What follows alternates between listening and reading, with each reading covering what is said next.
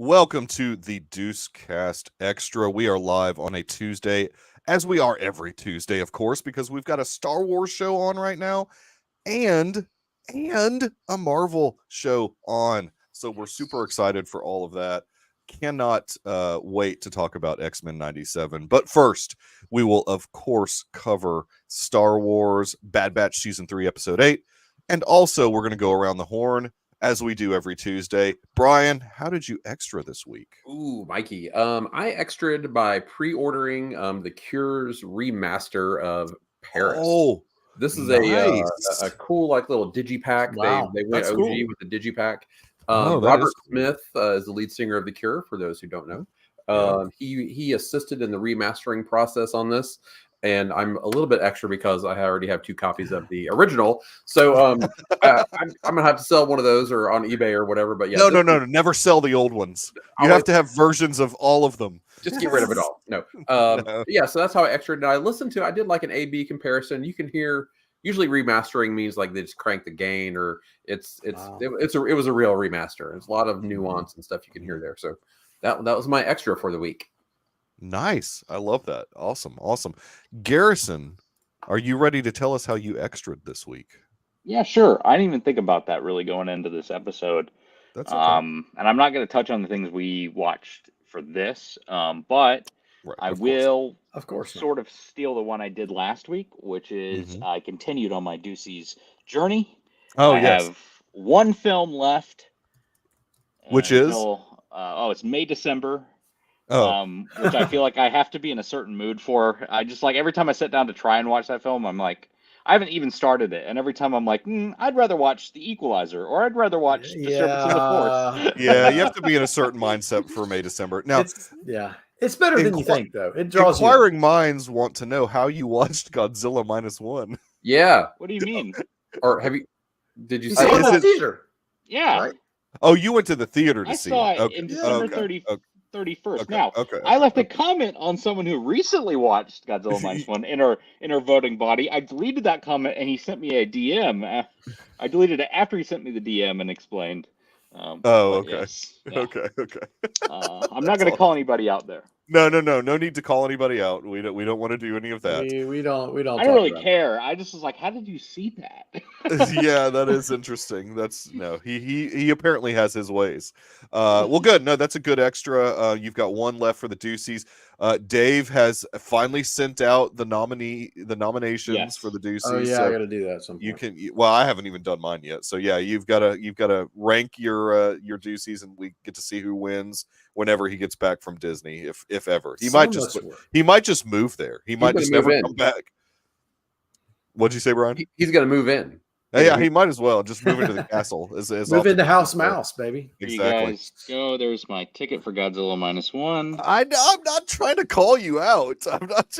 I need proof that you saw this. I know. I need proof of life. No. This is like I want to see the the hold date. the newspaper. Hold the newspaper up. Okay, I'm buying it now. I'm buying it. Okay. Thank you. Okay, Dr. Earl, how did you extra this week? So, and I was a little unprepared for this too, but I bought the second volume of Dune, the graphic novel. I love all this physical media. Wash me over with this physical media. I got it yesterday. I was so excited because nice. I was under the impression it hadn't come out yet, and then I was like, "Oh no, it's the third one that hasn't come out yet. Right. It's coming out in July." This is not necessarily the movie adaptation. This is a separate version that Brian Herbert and Kevin Anderson have created, and it's really good. It's good art. Kevin J. Anderson. Yes, sir. That's correct.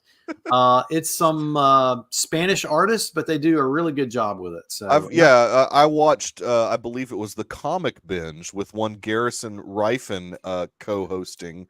What about the Rifen? They went over those graphic novels. Yeah. And even the prequel books that have been turned into comics too. House Harkonnen, I think. House Harkonnen, House Atreides, right? Yeah, and there's a third one, Carino. Yeah, House Carino. Yeah. Now, Dr. Earl, I am a proponent of buying local. Did you buy local, or did you have to get that online? Sadly, I had to buy it on. I bought it through Amazon. I went to your comic place. I'll give a shout out to Sasquatch Comics. Sasquatch Toys and Comics, baby. The Sasquatch Toys and Comics. Yeah. Not sponsored. Not a sponsor. New local place. They got a lot of stuff. They even had some of the House Atreides, House Carino. But new to me. They have been there a year though. Well, okay. Right. Yeah.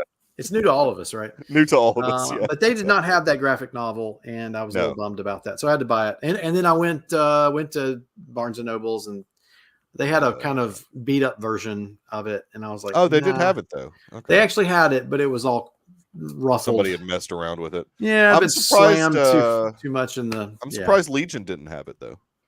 I didn't go to Legion. I didn't. You don't get a Legion. I mean, I do go to Legion for my comics fix, but anyway, enough about extras.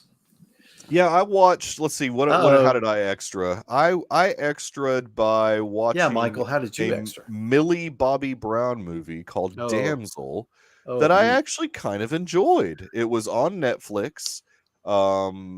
It is set in the world of dragons and castles and kings and queens and such, and it was not half bad. I kind of enjoyed what Bobby Brown brought to the table with that. She really has done a lot of movies she's done 3 movies with Netflix now.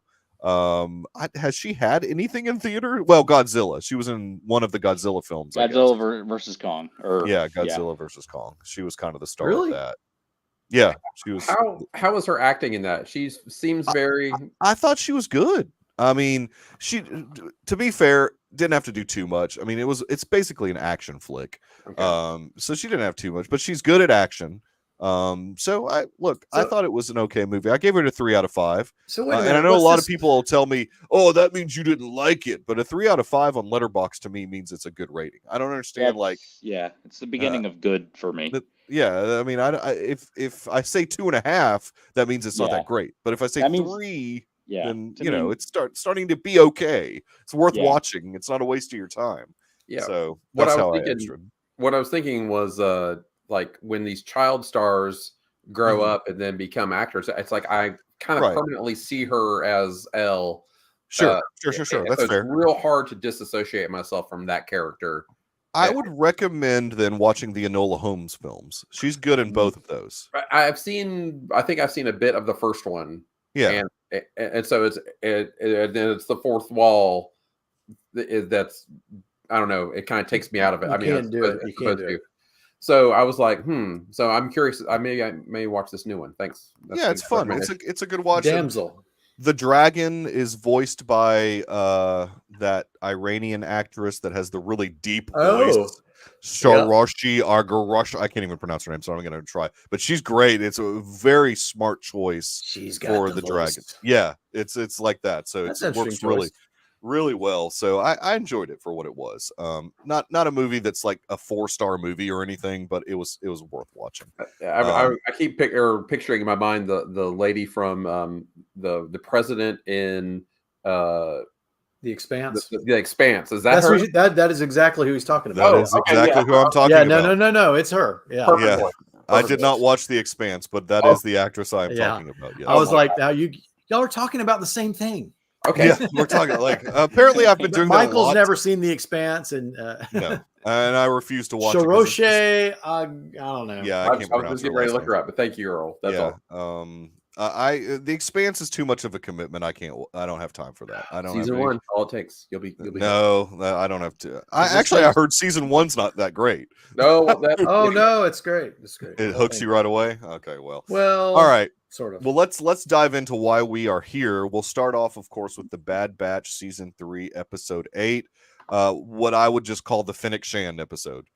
This is how you incorporate a character. We had Fee coming back to kind of. It wasn't a mission of the week episode, but it was a.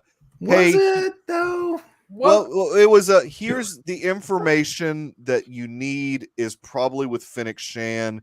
I can find her for you, so let's send you to Fennec Shand. And then Fennec Shand was like, "Sure, I got this information, but I need you to do me a favor before I need you." So, yes, some people would call this a mission of the week or maybe a filler episode, but it was a means to an end. I would say filler, but not necessarily filler, because there was some good outside of the mission that Hunter and Wrecker were on. there was some good character growth going on with Crosshair. He was yes. We're learning more. He was healing. We're learning more about what's up with the hand, and it's really like what all of us have kind of assumed from the get-go. Maybe some PTSD type stuff going on. Sure. But Brian, what did you think of this particular episode? We did get a little bit of the monster of the week stuff with the crocodiles. The crocodiles, the space crocodiles. Space crocodiles, yes. But it was. I felt like we were in New Orleans in this episode. Exactly. It was swampy. This is a swampy episode. They're throwing beads at them, while they're riding. But yes. it was cool where Crosshair and Omega were. It's like, let's split the group up. Mm-hmm. And all that, and there was some protesting by Omega about this, but there's a reason to split them up. We need this information, then we'll come back together and then go here. So it did feel a little fillerish, but I enjoyed it. And it actually took me back to help me remember all about Finnick, and it was good. So interesting thing about, actually, I'm going to let more people talk. Garrison, go ahead. Thoughts on this particular episode. I also want to know, like, how did each of you, on what device or what means did you watch this episode? Because I have some questions about that. Okay. I watched it on a 32-inch TV in my living room. Okay. Not my parents' living room, which got 5.1 sound in the living room. Mm-hmm. The TV's kind of small. It's far away. Mm-hmm. It's not the best, but I was watching it right before I went on a walk with my dogs. Okay. Do you know what I'm getting at? How did the New Orleans swamp look to you? Like, could you see what was going on? Yeah. For the most part, yeah. Really? Okay. Yeah. What do you mean by that? I don't understand. If there's been a lot of complaints. It was the shaky cam I had an issue with, but there's been a lot of complaints about this particular episode being too dark. Like, you can't even see like what's going on. I like that in the swamp. The atmospheric. I didn't think it was, funny. I had like a glare on the TV when I sat in a certain place, and I could see everything fine. Yeah, when they jump in the water and it changes to like you can tell that they're underwater, their vantage point was good. And even before, like when Hunter was looking into the water, I could see the mine on either. Yeah, it was me too. Wires. Well, it was actually more. It was more when they get to that bounty hunter's like abode night. That it gets like really dark, and I don't know. It's just I felt the atmosphere was really good. Like, that's one thing I liked about this episode. The way they light. So the lighting on this whole series has been really this season has been really good. I was thinking just really quickly that the animation in this is better than the CGI than the prequel series. Mm-hmm. Like, I would love them to remaster Phantom Menace in this style, and I was like, it would be amazing. Yeah, it just looks so crisp. Like the black water was really cool that they were going with the boat across. You could see the rolls and the the tea, like in the previous episode, like the steam coming off the tea. I don't know. It just looks so good. Yeah. Michael, are you distracted? Yeah, you guys vamp for a second. Yeah, sorry. I guess I'll talk about my first. I'll talk about my first impression. Yeah. Okay. You go. I thought this episode was. I actually didn't say my first impression. Oh, well, go ahead, Garrison. I'm sorry. You were getting there, but I guess Michael asked you a question, so go ahead. What's your first impression? Just real quick, I'll insert that I thought, yes, it felt like a return to the Monster of the Week, but not in a bad way. I thought this is one of the better Monster of the Week type episodes. Probably because it wasn't so focused on the monsters either. They were just kind of a feature of the episode, the crocodile or alligators, whatever they were. Mm-hmm. I enjoyed the Finnick Shan stuff, and in fact, this is one of both of the shows we're covering tonight had me kind of feeling like, oh, maybe this person isn't too bad. And then And then Okay, she I'm turns on tracking. them at the end, and I was like, "Oh, okay, you know what? Never mind." Or does she? We don't know that she turned on them in the end. We don't know who she's She talking to. explicitly says you could probably find the clones pretty easily. I mean, Yeah, but we don't know she who she's contacts talking to there. We don't have any I idea who think she's we talking do. to. good. I don't think she was talking to the. I personally don't feel like she was actually talking to the Empire. Seriously? I think she might be talking to somebody who is What looking about for the clones. Hemlock or whatever his name is? I don't know. I don't get the feeling that she's talking to a representative of the Empire. I could be way off base there, but I don't know. I know everything that she usually does is, who's paying the highest amount for her at this point in her life. Maybe her honor isn't where it is when we see her in the Book of Boba Fett. But I don't know. I mean, I didn't feel like she was talking to Hemlock or whatever, but I could be off base there. Yeah, and remember, she even says herself she's not a tier 1 bounty hunter, right? So she was not on the missions for the M count bounties, right? Yes. Right. So that means there are people above her, maybe like a guild person, the Huts or whoever. It could be anybody. But well, that's a good point. She could just be selling information to somebody else. And I don't know. I didn't feel like she was turning on them there at the end.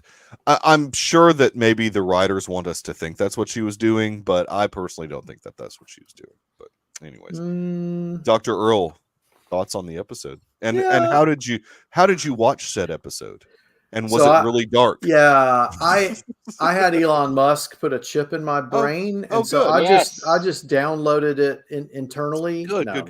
Neuralink. Yeah. No. I have a 56-inch old Panasonic plasma TV that still holds up pretty well. Yeah, and I watched it there on my Roku streaming. I was pretty tired when I watched this. I'll be honest. I did not. It just didn't connect with me that well. Now I liked some of the atmosphere, but then when I saw that I thought they captured the creature, this fearsome creature that everybody's been trying to capture. Like they had all this stuff with the alligators, and then like they just caught that thing within 2 minutes, and I was like, he gave them a little run for their money. I thought it was very well. I thought he would. Maybe I guess so. It just it was 3 against 1. It was 3 against 1. Well, he was going to get caught. Fair. That's why she needed them to come with her, right? That's why they brought. Yeah, if we're to believe that the Bad Batch and Fennec Shan are so fearsome, then they should have been able to easily catch one dude. Yeah. I mean, he was kind of interesting, I guess, but I don't know. I just I was probably distracted on other things, but it was a fine episode. Like I said, I like the atmosphere. I like the going down the swampy river. It had kind of a Apocalypse Now vibe about it, or something. Yeah, where they're kind of going into the they've got to go upriver and capture. They got to go upriver. Got to go find Kurtz. They got to go find Colonel Kurtz. So that was pretty cool.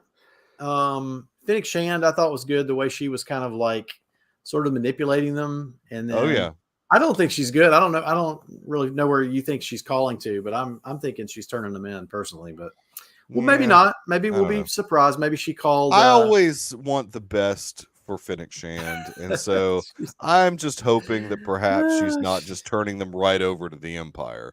I'm hoping that maybe there's somebody else out there that's trying to locate where certain clones are that might want to help them. I don't know. And maybe she's working for that person. But I don't know. I'm just glad they're giving that actress a chance to do Fennec Shand. Ming-Na Wen. Yeah, she's good. She does good voice work. She was so good in Agents of S.H.I.E.L.D. And, as Melinda May or whatever. Rumors that Agents of S.H.I.E.L.D. could get a revival. That's awesome. I would love to see that. Rumors. Where?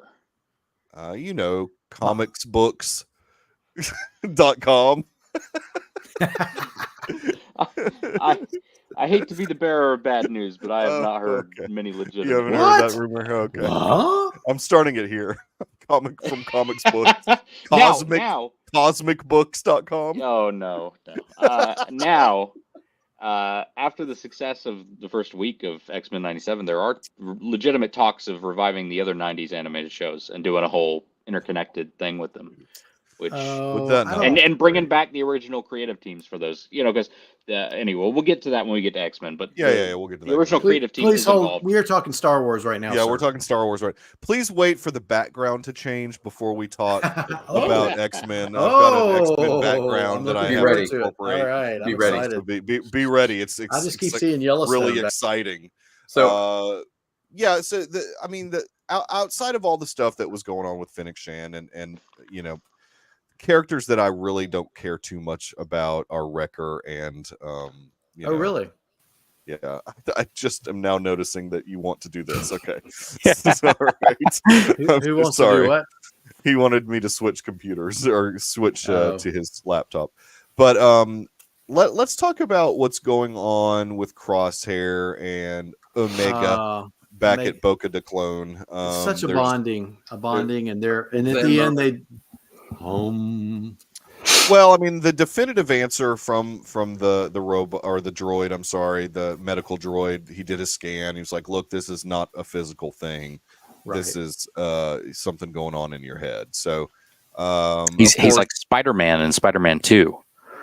Yeah. Yes. Wow. Exactly. Garrison's got the hot mic now, man. He's a little hot. It's a little hot. Turn you down, Garrison. Okay. He's coming in like hot. I'm real hot. It's like we're Spider-Man 2. But got to be commanding here. That's right. Yeah, you do. You have to be commanding. Do like Red. Exactly. Just take over the whole.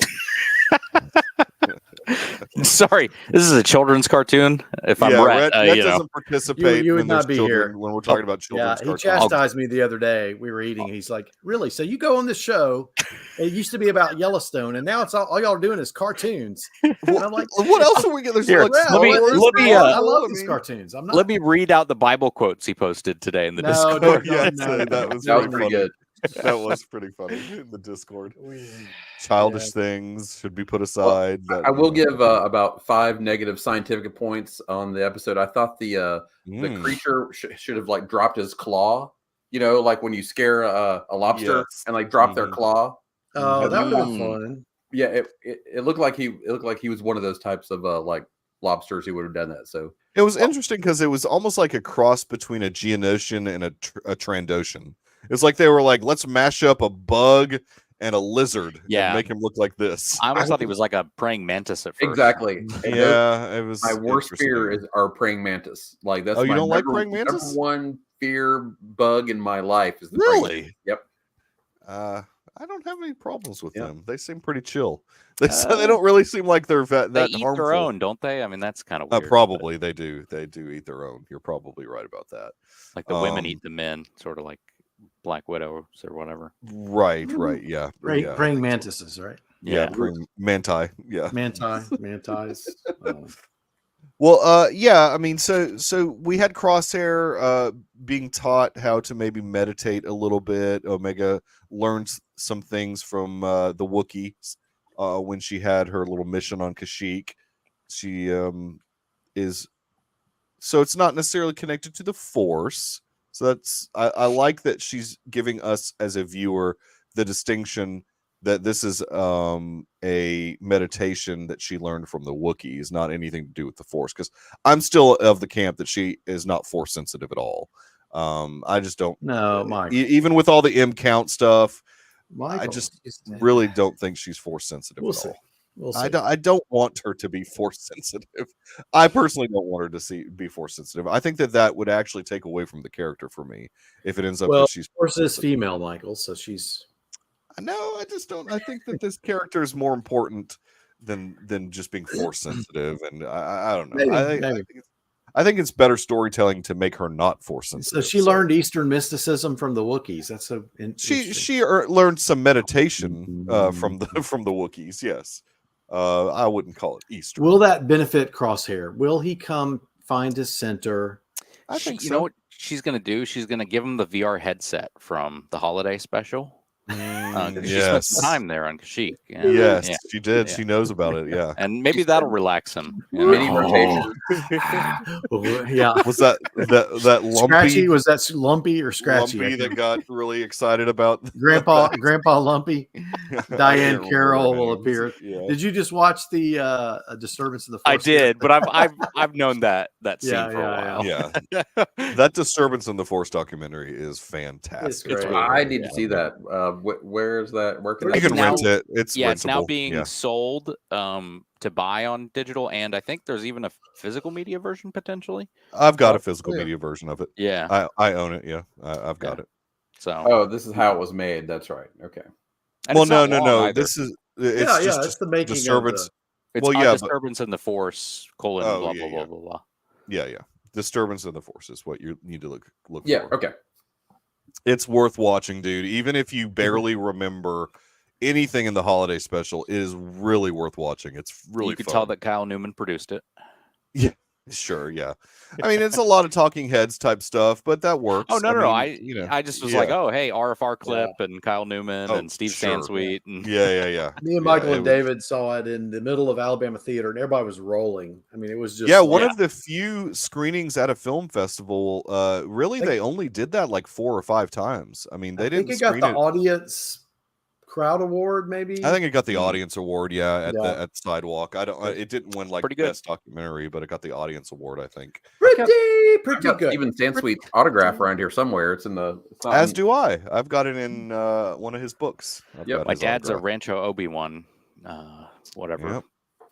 Donator. It's one of the things on the bucket list at some point. Has your to get dad out seen to this Rancho. movie yet? Your dad needs No, to see and I invited him to sit down and watch it with me, and he was like, "I'll watch it on my own time." And I was like, okay, Wow. okay.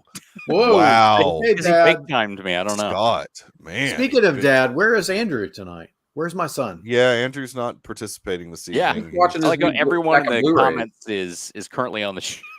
I know. Where's we don't the have audience? Where's Rhett? We don't have much of an audience tonight. It's okay. Where's Well, Rhett? Rhett's not going to be here for cartoons unless Well, he's just here to chastise He's us. here to just He said he would. lampoon. Yeah, he said he would. He said in the yeah. promos. He's probably watching something. It's okay. It's Oh, fine. There's He's a watching lot the of Clone Wars. other things to be doing than watching us knuckleheads. He should be But, entertaining us in the comments. I know he should be entertaining us. That's true. That's what we need to be. Need his entertainment. But I overall thought it was a good episode. It moved the story along a little bit. It was very much a let me do this for you here so you can get this information. Yeah, I knew exactly where it was I going. felt like Fee was a bit shoehorned in, but that's fine.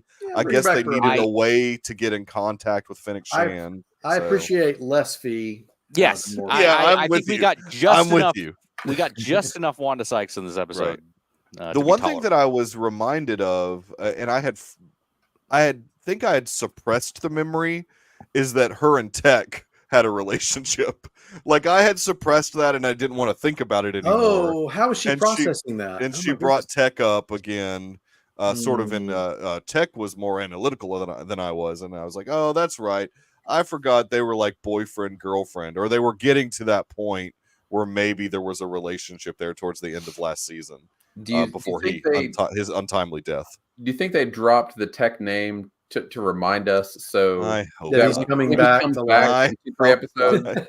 I need him to be dead. Oh, maybe Leave that's the who dead. Fennec Shan- Let the dead lie. We don't need to No bring one's this character nearly back. gone. Maybe Fennec Shen was calling Tech, and then he's going to show up. Oh Yeah, you no! wouldn't know who. Yeah, Earl. That's epic, bro. That's. I mean, She could be calling. It's She like could be calling that other 4-level chess, 4D chess. Yeah. And I like and that a then lot. Hunter's gonna say somehow Tech returned. It's, I don't know, guys. What's I just Wrecker? I need Wrecker. Tech to be dead, and I'm afraid Wrecker. that he's also not. Because why would, to Brian's point, why would they mention his name at all in this I episode? think the hints of him not being dead have been there for a while. I mean, pretty much know, since but he died. But it's just when they disappointing. didn't show the body on screen, that's a big Because really indication. the only way that they can really bring him back is if he's somehow involved in like Project Necromancer. Like if he's like they reanimated What his if- corpse. How Oh. did you feel about Winter Soldier, when Bucky, falls off the train in the first movie, they're like, "Oh, they brought this guy back." I liked that actually, but it just seems to happen in Star Wars quite often. Yeah, it does. It happens what too if, what much. if Tech is Mace Snoke? Windu. Let's go. What if Tech is Snoke? What if he has a big crag from the fall and he no. But he could be one of the operatives. He could be one of those brainwashed operatives. That would be a sad but interesting reveal. Yeah. Now, who was the guy? Who was the assassin guy that they didn't reveal his face?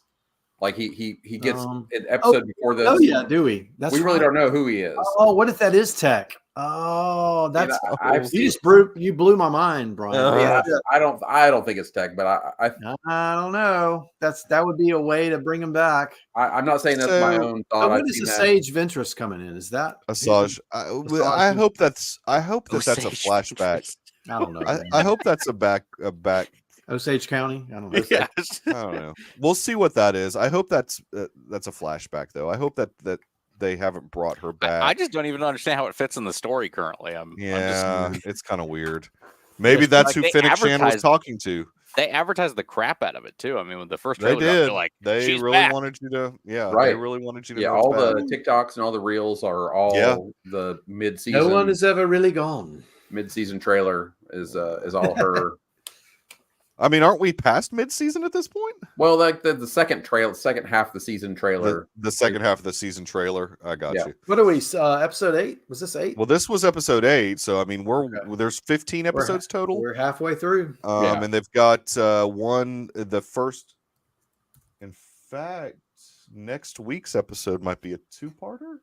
There's 15 episodes in the season. Do we have that confirmed? Well, yeah, there's 15 total, but they've done several 2-parters. Oh, like not this week's episode, obviously, but next week's episode, I think, is a 2-parter. No, I don't need a 2-parter. April. I think we've got another 2-parter coming. April 3rd is Identity Crisis and Point of No Return. Okay, so I was right. Yeah, April 3rd. But this week is just a one shot. So tonight's episode, as you guys like to say, even though it's technically 2 a.m., tonight's episode is just a 1-parter. I don't like The Harbinger. It was Rhett that was hammering that. Yes. I forgot that the first 2 seasons were like 16 episodes. Good. Yeah. No, these are longer seasons. Yeah. I mean, like, you know what? In the age of streaming, that's a little bit refreshing. Sure. To have more time. In the sense that most streaming shows they're economical and they're 6 to 10 episodes, maybe 12, 13, but I mean, these are granted only like 28-minute episodes. I mean, they're not very long episodes. But even cartoons. I mean, X-Men's only 10 episodes, which is fine, but it's nice to see longer seasons. Although in the first season I was struggling. I remember that being like, now that I think about it, I was like, man, this is that was just all mission of the week. It all just felt mission of the Bad Batch, yeah. Well, and mission of the week can be good. It just didn't feel like consistently good mission of the week to week. It's hard to maintain that, I think. That's fair. In fact, we have a one-shot this week, so it's probably going to be another monster of the week. It won't. No, I think we need to. They're pushing the story. I've really enjoyed this season, though, so far. Overall, this has been probably I think this is the strongest season. Agreed. Yeah, I think so too. Well, cool. Well, any final thoughts on episode 8 before we move on to X-Men? Rock and roll. So that means that we officially need to change the background then, because we are going to be talking about X-Men. I know it's impossible to see, but you can tell that the X-Men logo. I see it. Switch it to there. It is. Nice. There we go. Very cool. Make sure we block Beast's ugly face. Yeah. Yeah, we don't need to see Beast. We'll leave it like this. This will be interesting. Beast. So yeah, we're gonna cover X-Men 97 as we announced a couple weeks ago and last week and whatnot. Just because, I mean, we've always said from the beginning we're covering pretty much all the Star Wars and Marvel shows. Yes, I realize we Marvel didn't animation. cover. I realize we didn't cover the Star Wars show on Disney Junior. Sorry. Well, actually, and also we didn't cover I Am Groot season 2. Oh, we did forget to cover I Am Groot season 2. It felt so inconsequential. I watched it the other day and I was like, oh yeah, I forgot about this. Now that begs the question. I see there is a a Spider-Man Across the Spider-Verse short coming out tomorrow. Yes. Well, if it, how's that dropping? Where is that It's on dropping? YouTube. YouTube. It'll be on YouTube. I'm Sony's- guessing. Okay, so it's not I'll post it in the Discord when it gets posted. Yeah. Thank you, sir. So I have a question, and Yes. this might be for everybody. What was your introduction to the X-Men? And yeah, that's a good question. How familiar are you with the X-Men and X-Men 97? Yeah. So, Mikey, go. Yeah. So, not a comics guy at all. Didn't really buy any. I do not own one X-Men comic. Several years ago, I bought, because it was super discounted, the Civil War storyline on digital. So I've got that on my Marvel Unlimited account, which is like, why do you have a Marvel Unlimited account? Well, just because I like to pay for everything. I'm stupid. And also there's the occasion that I want to read a Star Wars comic, and so I can just go to my Marvel Unlimited and read a Star Wars comic. So you do really like comics. My only background with X-Men was the animated series in the 90s. So that's how I was introduced to these particular characters. And so my level of excitement for X-Men 97 was kind of through the roof, because I loved those first 3 seasons. I kind of loved. Gotcha. So, Earl, what was your X-Men background? Well, I serendipitously, because of my age, just stumbled into some of the best runs of comic books, just randomly. So the very first episode I bought was Chris Claremont, John Byrne, 121. Nice. That was the new team from 74, not the old team from the 60s. And then I had a whole run up the Dark Phoenix, the Hellfire Club, all of the John Byrne, Chris Claremont heavy hitters. I mean, I've probably got some of those that are worth $40 or $50, maybe more. Well, I don't think they're more than that. But I'm missing a few gaps. Like I missed the most important one, which was the one where they closed out the Phoenix Saga. But that happens. Yeah, and it's like but go to the spinner rack, pull it. I was super excited to read all those. So I think when X-Men 97, the TV show, came out, of course I was in med school. I looked at the team. I was like, where's Colossus? Where's Nightcrawler? Those are two of my favorite people. That was my team from the early 80s. I'm not sure who's this Jubilee. I don't care about this one. I don't care. So I kind of just said, well, blah, that's not not your bag. Team. But then when X-Men came back with the movie, I was in residency in 99, and man, I was hooked. I was back in again. I was like, oh man, this is the movie I've been waiting to see. This is exactly the dynamics were right. Yeah. And those first 2, X-Men and X2, were great. Yeah. Man, so good. Just really well done. So, and that kind of got me back in, and I had a buddy in residency who was a big comic guy, and I've had seasons where I've gone back into it and out of it, and I'm kind of in a buying season right now. So, I mean, not X-Men though. I've kind of X-Men got too diffuse. I can't. Oh yeah. And that's the problem with Marvel is they have 40 titles. Yeah. And I'm I just need one title. But anyway. Yeah. That's my story, and I'll pass it off to the next person. Garrison. Full context. I guess I'll dox myself. I was born in 1997.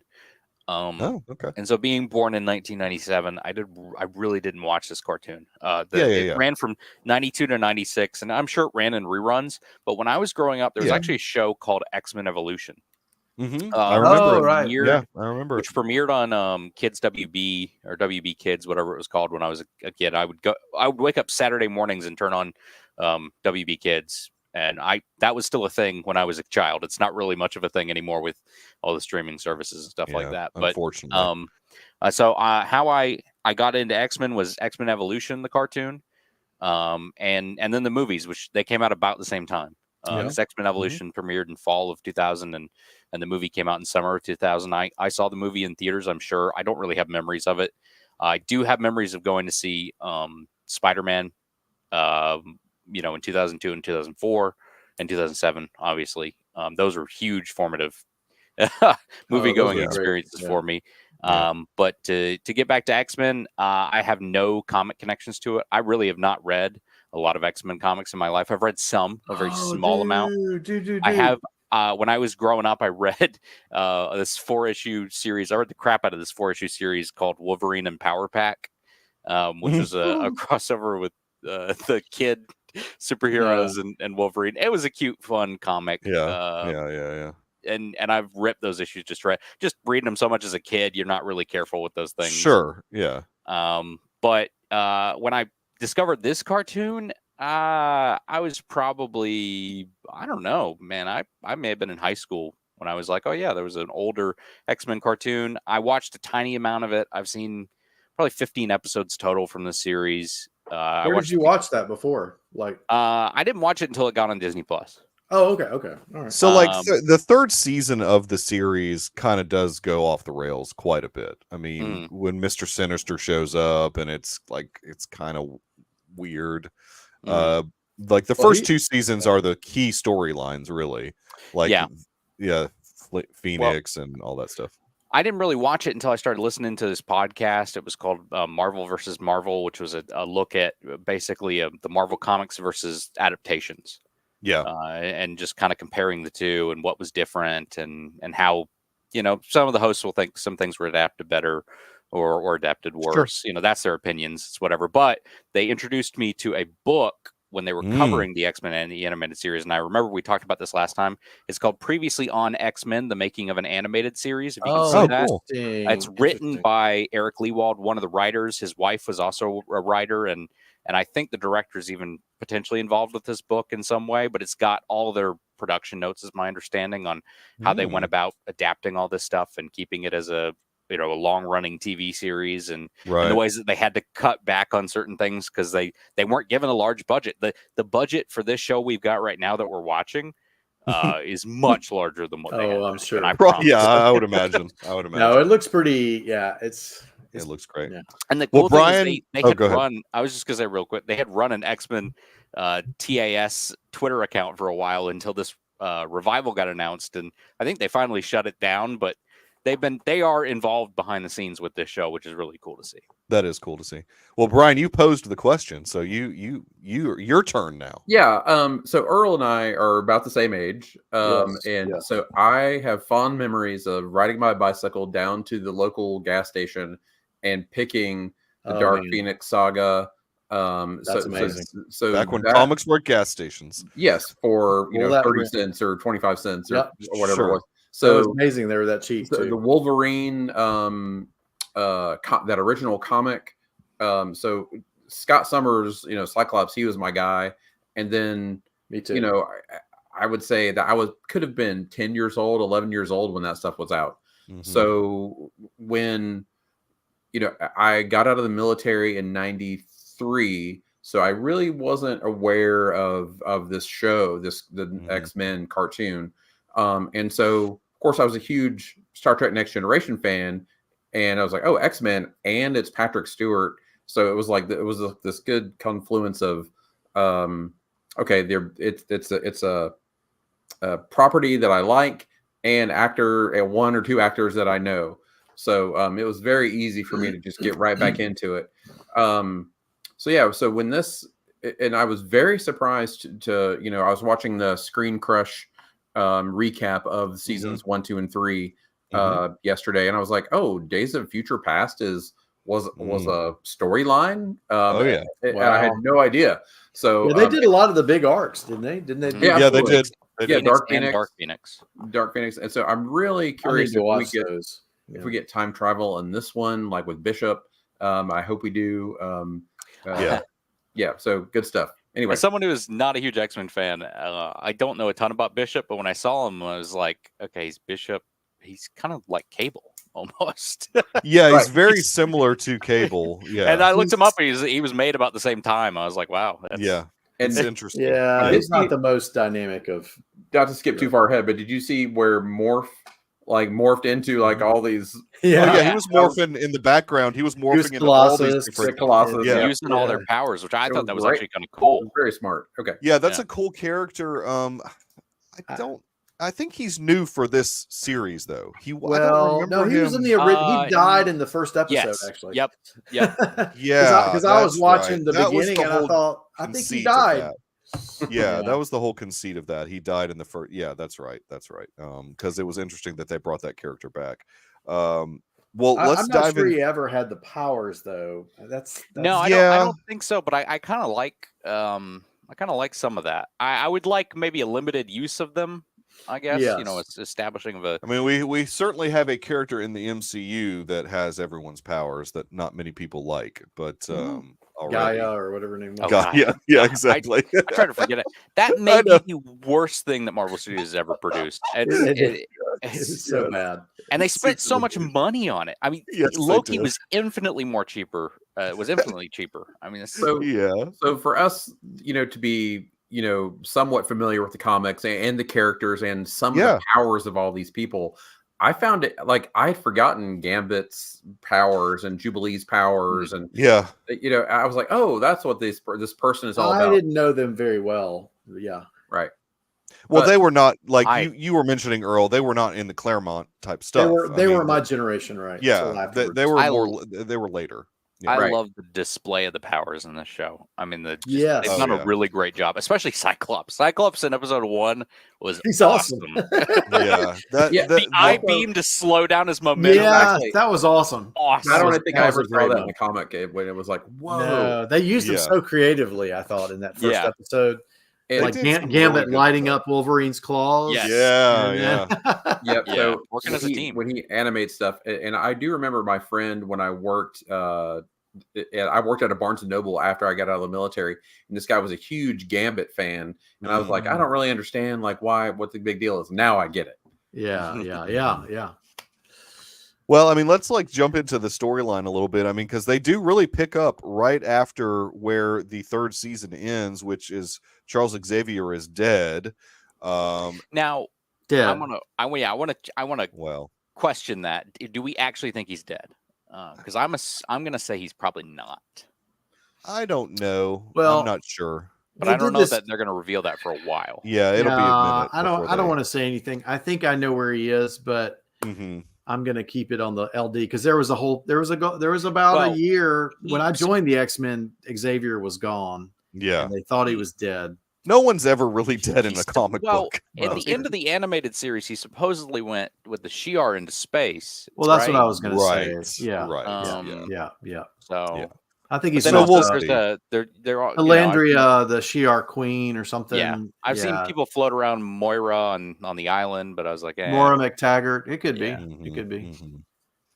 Sorry, I'm speaking all the nerds. No. But the point being is that they kind of pick up right where things left off. Yes. I mean, right, and you're in the deep end, right? It's like you have who's this Charles? I mean, they're assuming you know who Charles Xavier is. Yes, I think they did a good job of writing this for new viewers, but the new viewers still have to understand who the team is, which is fine because it's X-Men. Most people know who the X-Men are. It's written in a way the dynamic between Wolverine and Cyclops and the rest of the team, the tension there. It's written to let us infer that exactly. And I like the fact that they're writing up too. They're not writing this like a kid's show. They're writing up that you can tell that if you're watching this, you can tell that Wolverine, that second episode, Wolverine has feelings for Jean Grey. Like he had there's like unrequited love type stuff going on there, and he's kind of jealous of Scott and has always kind of been that way. If Bo DeMeo if he wasn't such a wreck as he reportedly is, he could have a real future at Marvel. Because his writing's good. His writing is good, which is I don't even know what the issue nothing has come out yet about all that we've gotten was that he just was he was Snyder put unceremoniously fired like the day before the premiere. Snyder put out in his article that basically he's just terrible to work with, and he just got to a breaking point was what we've been told. So Snyder. Jeff Snyder. Jeff Snyder. Not Zach. Not Zach. No. I'm like, release the Snyder cut. Well, Jeff is very reliable. I don't know. Sometimes with great abilities come great torment, and maybe that's what was wrong with this guy. I think Magneto said that, didn't he? I like some of his. I like some of his attitude about adapting things. I don't know if you saw some of the quotes from him about. I didn't get to see that. He chose to adapt. He brought everyone he brought on this show to write X-Men. He said was an X-Men fan. Like he made sure that they were an actual X-Men fan that loved the source material. Yeah. Yes. Can he call Lucasfilm and I was going to say there's a certain other franchise that seems to not do that. No, but I even talked about how when he was in the Witcher writer room, that there were people who actively disliked the source material and laughed at it or made fun of it, and he was, he's like, I'm not having that. Have that same dynamic with the writers' room. But again, I just don't understand creatively. He may just not be a great person. I don't understand, like, creatively why you would want to have that dynamic in your writers' room. I don't know, man. There's been a couple of Marvel shows where people have like, I don't know why I'm hearing this comic book thing, but let's tear it up. I know. Let's tear it down. Let's tear it down. What I thought was interesting, like the things like the United Nations and the Friends of Humanity, like the obviously like right wing, anti mutant. It play. Of course, it's set in 1997, right? So it plays like I don't know. So looking at it, 30 years later. Like from our point of view, it's like the UN doesn't really hold a lot for us now, right. And so it's like it wasn't like NATO. America and United Nations and like this tension. It's like in the military. So there's all these like weird things that are kind of balled up into that you have to either have lived or understand about the world in 1997. Well, and the thing you realize, like, no cell phones, right? Nobody's got cell phones. Right. Somebody had a Walkman, right? At one point, it was broken. Yeah, it fell out of that Ferris that kid. Wheel. Yeah. That was like, And then I'm like, why is Magneto good? Like, why is he doing this thing to save? Well, he's always been a character. Is he good? We'll find out. Yeah, I mean, he has kind of had those. My understanding is he's had that kind of dynamic of. Like, he does have a lot of respect for Charles. He does. They're like best of friends. Charles is dead, and he has. And I really like that idea of Charles is dead, and he does not believe in this ideal, but because his friend wishes him to take on this cause, he's going to do his best to try to put forward his ideals. Yeah. I thought the writing. Well, and maybe we shouldn't jump to the second. No, we're talking about both episodes, so go ahead. I was just saying, I think the writing in the second episode, like some of Magneto's speeches to the Senate, were really good about how he's trying to, they're really good, but I'm also needing you to help me to do better, or something he said to him up in the sky. Do better. They're actually so good though that it's like they're mirroring some of the dialogue of the 90s cartoon. Like the writing feels like it's a 90s cartoon. Like it's really good. It's like totally very impressive. I'm like, man, this really feels like a show that would come out in the 90s. Right. Just the way they're so over the top with the speeches and just good news, guys. Bo wrote all of season 2 and he wrote a treatment of season 3. So maybe we'll at least we'll have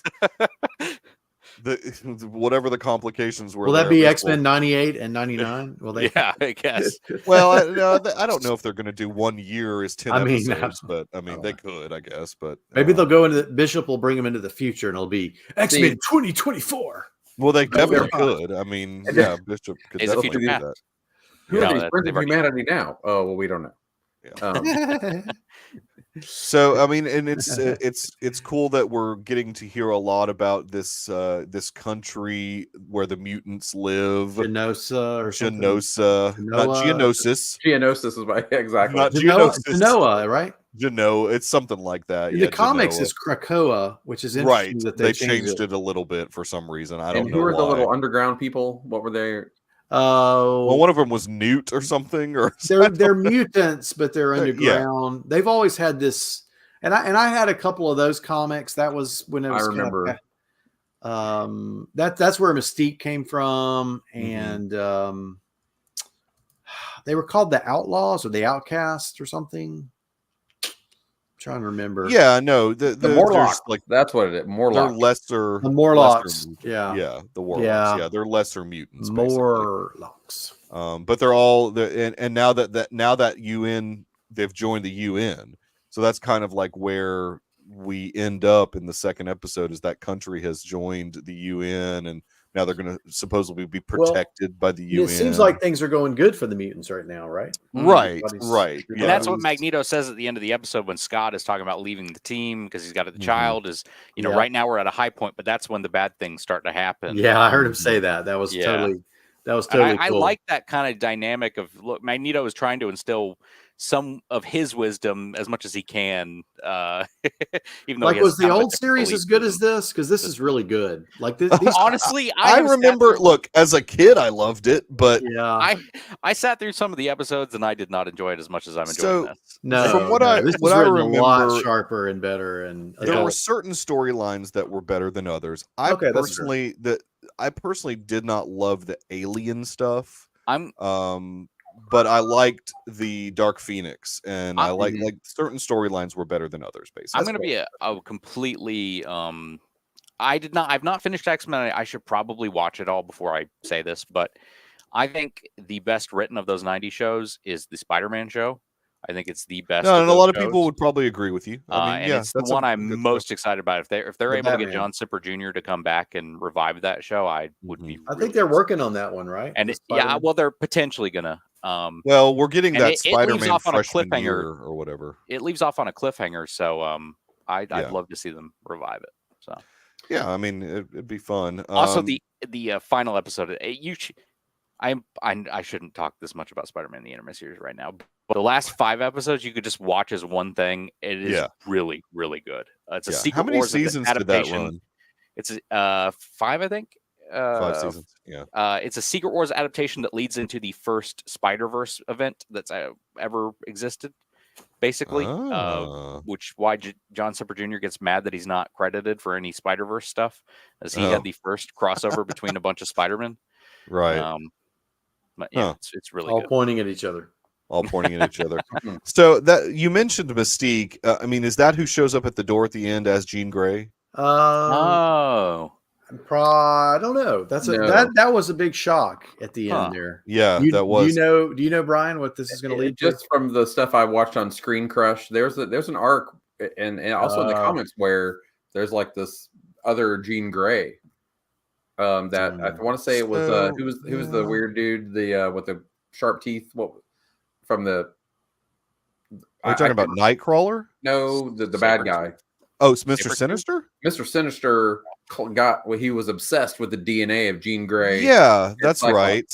And so he'll probably be back. He's back. He is back. I know Sinister he's back. Is 100% the villain of this season. Yeah, he was in the They announced that. Who Mr. Sinister is? Yeah. I don't know much about him because he was not part of my. Me neither. Right. He was not. Yeah. He was sort of a new. Did they do Hellfire Club in the old ones? Did they go through that whole thing with White Queen and yes, Emma Frost? Yes. Mm-hmm. They touch on it a little bit. They touch on it a little bit. Yep. They really in those 3 seasons, they try and get as many of the big storylines as they possibly can in there, which like I said, the one storyline that I didn't care too much about was all the alien stuff. Like I'm more grounded with the X-Men. Shayar or whatever. Shayar, yeah. Which always reminds me of the Tal Shayar from Next Generation. Right, yeah. But Alex Summers, Scott Summers' dad is the Starjammer. Right. Yeah. I forgot about Starjammer. That's Starjammer. Yes, exactly. The Starjammers and their team, and right. The other obviously big thing that happened within these first 2 episodes was Storm losing her powers and sort of. Wow, that was shocking to me. Having to leave the team, yeah, or not having to, but leaving the team because she didn't feel like she could really be beneficial to them or whatever. Which what that caused to do is like at first Jean was going to leave also, but Jean was like, "We're going to stay now." That was sort of like a thing that she mentioned towards the very end of the second episode is now they're going to stay. She and Scott are going to stay since Storm left or whatever. So some people were speculating that the Jean Grey who had the baby was not Jean Grey, but I was like, I'm wondering. I mean, who would it be though? That seems more like an Invincible thing to do than a X-Men. Well, that's true. Yeah. Well, in Marvel Comics, they've done this person was a clone, and you didn't know it for years, and I mean that was a mistake they made with Spider-Man. For this Spider-Man you've been following around for 20 years was actually a clone, and then they had to undo that. Right. But There's been so many storylines in comics that Ben they've had to Reilly. do. I really, Yeah. I really love though. One of the things I really like about this series is they get the proper order of Cyclops as the leader, and Yes, Wolverine is. When I read X-Men back in the 80s, it was always like here's the team working together, but Wolverine's always been the sidewise guy. Not the main focus, which I don't mind him being a movie with a focus sometimes, but and it's fine to have Logan or have these offshoot movies with him, but my hope is when I don't know how they're going to do it, but when Marvel Studios is able to do their X-Men movies, that Scott Summers gets to be the cool leader I hope so for too. once. Because I don't think they've adapted him well. I think Marsden's a good casting. I don't think they adapted him well in and Marsden does a good job of. Well, they killed him off in the third movie. And and then you get to Days of Future Past. This drives me crazy. I was just making this point to someone the other day. You get to Days of Future Past, and then at the end they go, "We undid the Last Stand." Yay, we undid the Last Stand. And then they go back to making crappy X-Men films that don't even address the fact that they undid the Last Stand. Right. Then they bring us that whole Sony just really messed up. No, that wasn't Sony. Fox. That was Fox. I mean Fox Yeah. really messed it up. So Towards Scott the end of the Summers, like I was saying, he was my favorite, but in the comics, it's like you wanted to not like him. Like he was the preppy dude. Yeah. He was like the jock, stuff shirt kind of. Yeah, and then but then Wolverine comes in, but you're right, Earl. He's like he's like the one-liner with a cigar or whatever. And he's just and Wolverine's like the guy that doesn't want to be the leader. He has no. Well, he's a good foil. He's a really good foil, right? And he'd always and then add the twist of him kind of having a thing for Jean Grey also. Love triangle. That's naturally putting Wolverine and Scott Summers sort of, at each other. And that's something that Stan would have loved because he was all about love triangles. He was he grew up in the 50s and 60s, like literally doing bromance comics when superheroes weren't a big deal. So That's Stan Lee. Cool. You said Stan Lee. Yeah, the love triangle. I thought you meant Stan, our comic book dealer. No. him too. The classic love triangle. Yes, exactly.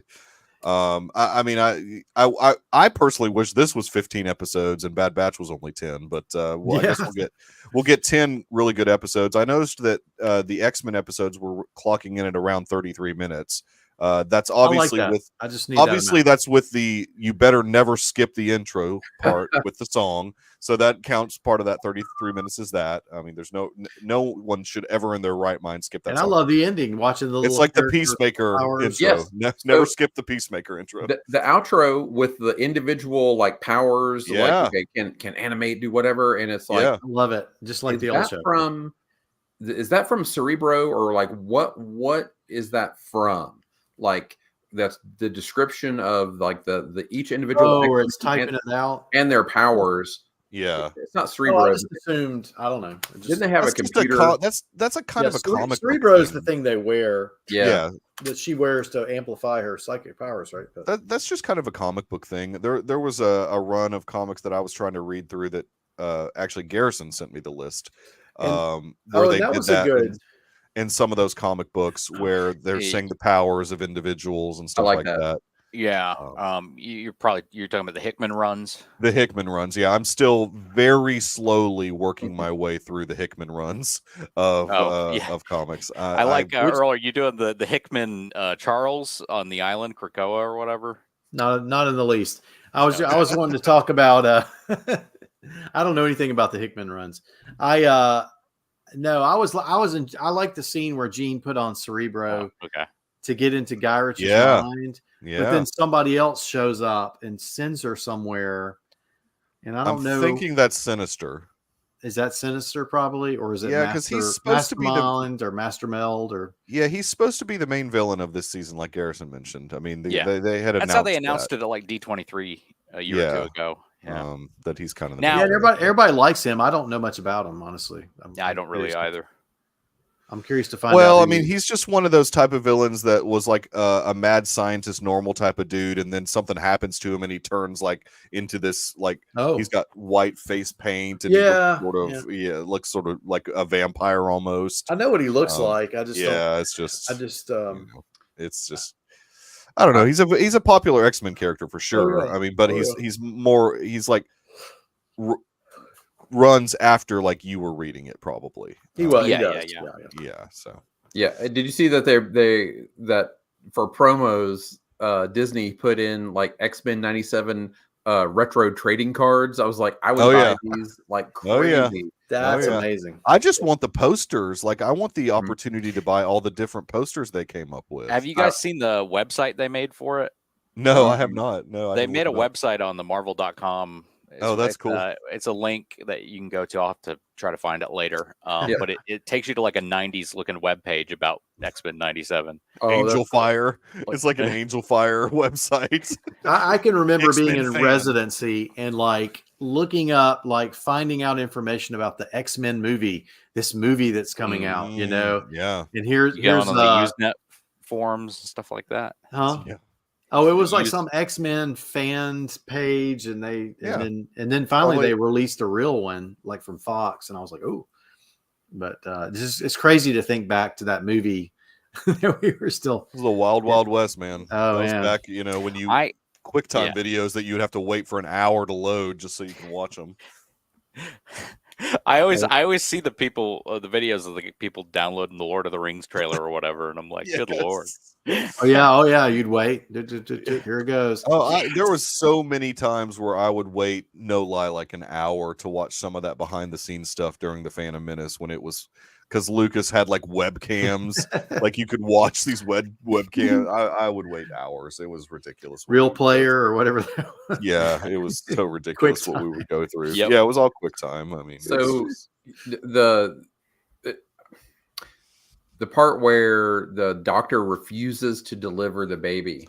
Yeah, I was like, wow. That's probably a little. Doctor shouldn't be that. Right. That was odd. I mean, how much do you have to hate mutants to do that? That's the point, man. That's what they're getting at. That's what we have a Hippocratic oath. We should be able, to help anyone. So I mean, for humans though, not mutants. And the I didn't Hippocratic know, oath is not mutant. Maybe I didn't know Rogue's powers that she could just like touch. I thought if she touched somebody, she stole their life force, but she also steals their expertise. That's in. Yes. I don't know Rogue that well either. I knew she stole their powers. I didn't know she could steal like medical. Yeah, that was okay. Sugar, give me some scrubs or whatever. And I totally appreciate the fact that they're going over the top with all the accents. That's exactly what the '90s cartoon did. Want that. Yeah, and they just do it. I mean, it doesn't matter if it sounds cheesy. That's what you do. I mean, that's what makes it feel more authentic. Yeah, it's that's why everybody's loving it. Yeah. It's great. Gambit. I love that they've gotten a lot of the old voice cast back too. Yes. Yeah. I was gonna Even though some of them do sound visibly old. Oh sure. Audibly older. No, totally. Yeah. Now, I mean, kind of back to the old school. I don't really remember Master Mold and the Sentinels. I have a vague memory of them. So they were a big deal, yeah. Well, Sentinels have been around for even like in the old '60s runs. Yeah, 65. Yeah. So that's in fact, they're the first 2 episodes of X-Men the animated series. They're the bad guys. Yep. Yeah, that's right. That's what throw you right in. Yeah. Yep. And that's what's good about non-binary. That's what's good about this season. I mean. Right, they killed Morph right away. Yeah, that's what's cool about the season is in the same way that the original series just assumes that you might know some stuff about X-Men. This one does as well. Yeah. Right. Interesting. I just see Sentinels were created by Stan Lee and Jack Kirby. So wow. They were back in the '60 run. Same with Magneto. The run that did not really sell well. No. By the way. No, it was the new class that came in the '70s that really it was Claremont and his Claremont was right. Yeah, I'm gonna say it in his Purple Prose that sold really well. Very good.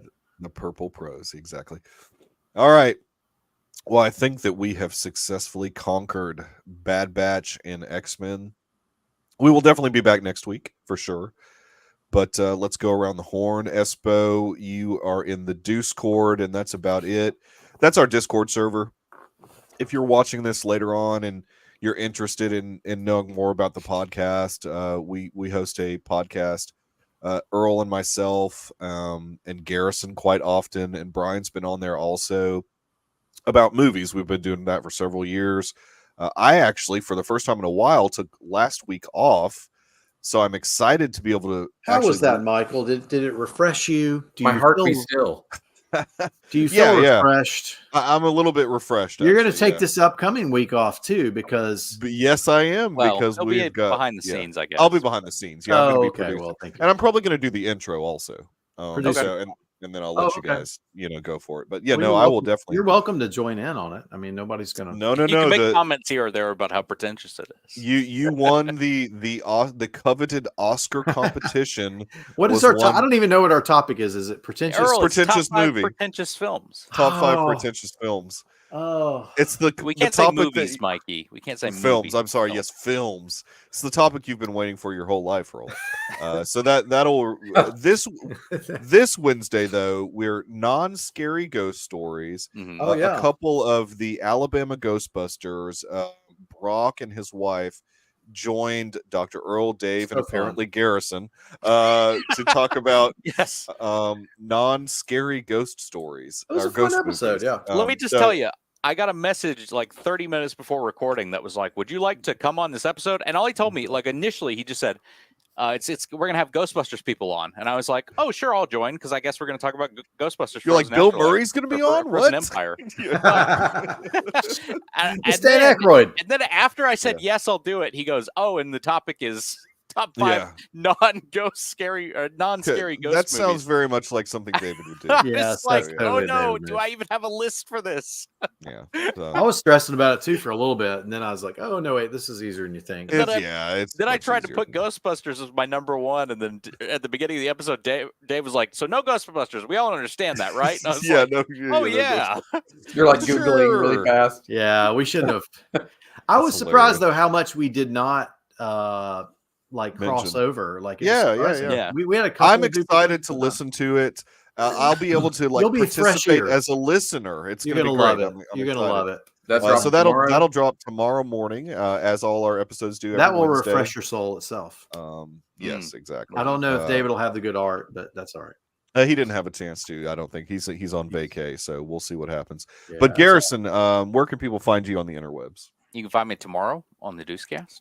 You can find me on Twitter at griffin3, Instagram at griffin3, Letterboxd at griffin, where I am one film away from finishing the Deucey nominees, and we'll be submitting my ballot as soon as I get that together, which will not be far from today. It'll probably be this weekend. Nice. And that's about it. Dr. Earl, I'll be on the Deucecast tomorrow. I'll be on the Deucecast tomorrow, as you are most Wednesdays. Discord sometimes, laughing at things that are there, putting emojis out as needed. Right on. Well, I appreciate everybody hanging out that did in the live, which I know we had some viewers that maybe didn't participate in the chat, and I do appreciate you guys watching live. If you happen to find us after the episode has been released, please throw a comment in there. I will do my best to respond. If you do so, like, subscribe, mash the bell, all that stuff you're supposed to do on YouTube. We will be back next week for more Star Wars and more X-Men. Brian, Earl, Garrison, thanks so much, guys. And we will catch you guys next week if I can figure out how to get out of here. Oh, my gosh, it's not working. Hang up. There we go. Bye.